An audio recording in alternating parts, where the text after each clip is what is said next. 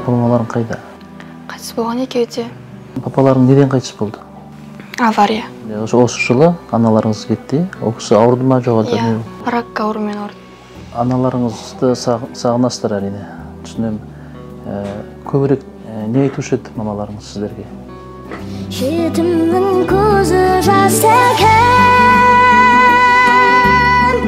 одан да тамаша екен.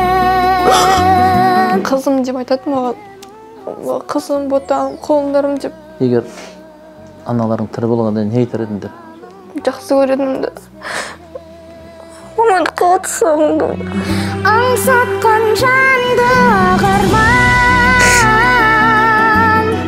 жас болып аққан жанардан. Дұрыс болады. Мен жалпы үлкен армандарым